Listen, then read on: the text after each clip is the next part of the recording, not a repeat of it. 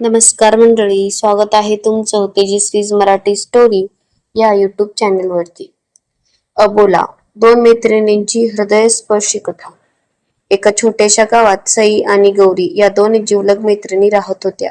दोघींची मैत्री इतकी घट्ट होती की गावात सगळे त्यांना एकत्र ओळखायचे.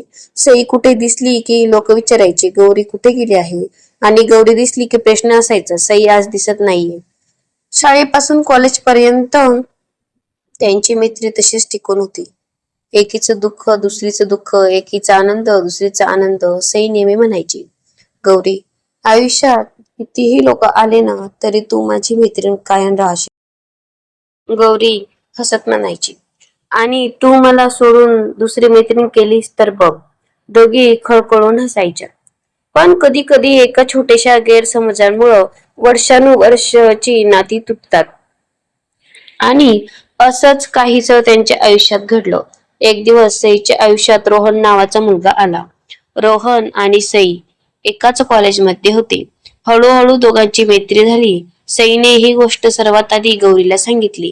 गौरीनेही सईला चिडवत म्हटलं, वा, म्हणजे आता माझी जागा कोणी घेतली तर? सई लगेच म्हणाली, अगं वेडाबाई, तुझी जागा कोणीच घेऊ शकत नाही. पण काही दिवसांनी परिस्थिती बदलू लागली. सईचा जास्त वेळ रोहन सोबत जाऊ लागला. गौरीला सई सोबत बोलायला वेळ मिळेनासा झाला. एक दिवस गौरीने सईला फोन केला. सई, आज संध्याकाळी भेटशील का? मला तुझ्याशी काही बोलायचं आहे. सई म्हणाली, आज नाही ग, रोहन सोबत बाहेर जायचं ठरलंय, उद्या भेटूया.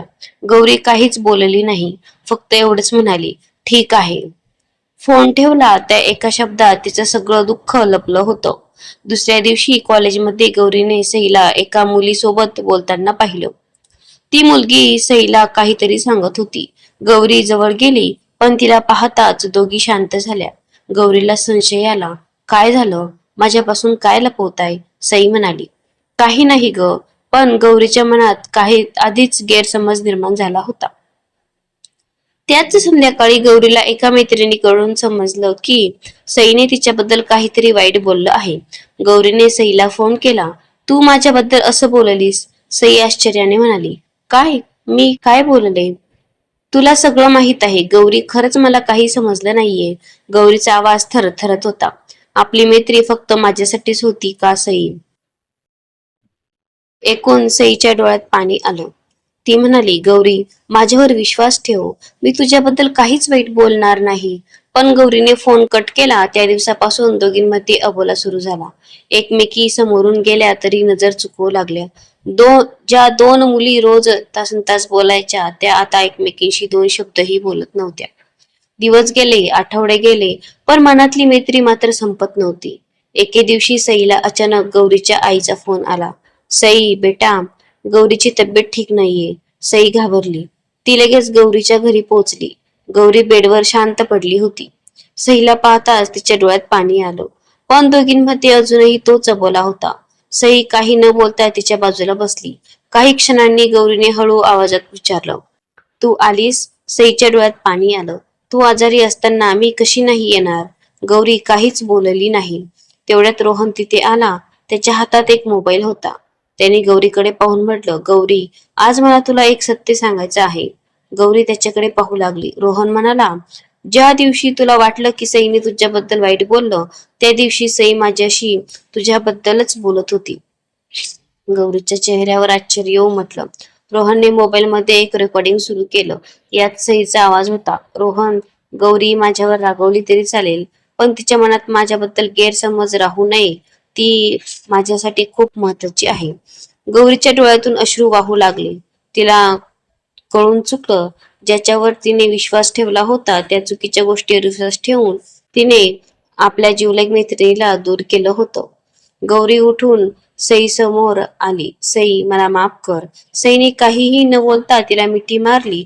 दोघीही रडत होत्या. गौरी म्हणाली, मला वाटलं होतं की तू मला विसरलीस, पण खरं तर मी तुझ्यावर विश्वास ठेवला नाही.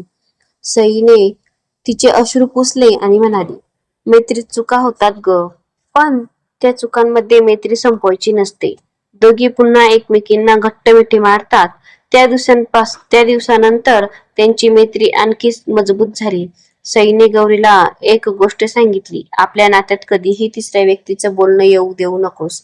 कारण गैरसमज एका क्षणात निर्माण होता, पण तो दूर करायला कधी कधी वर्ष लागतात. गौरी हसली आणि म्हणाली, आता आपल्यात अबोला नाही, काहीही झालं तरी आधी एकमेकींशी बोलायचं. दोघी पुन्हा पूर्वीसारख्या हसत चालू लागल्या. कारण खरी मैत्री ती नसते ज्यात कधीच भांडणं होत नाही. खरी मैत्री ती असते जिथे भांडणं झाली तरी मनापासून एकमेकांना समजून घेण्याची इच्छा असते. नात्यांमध्ये गैरसमज होऊ शकतात, चुका होऊ शकतात, पण एकदा मनापासून संवाद साधला तर अनेक तुटलेली नाती पुन्हा जोडता येतात. तुमच्या आयुष्यातही अशी एखादी जिवलग मैत्रीण असेल तर तिला आजच एका फोन करा, कारण काही नाती उशिरा जपली तर फक्त आठवणी उरतात. मित्रांनो, तुम्हाला ही गोष्ट कशी वाटली कमेंटमध्ये नक्की सांगा आणि चॅनलला सबस्क्राईब करायला विसरू नका. धन्यवाद.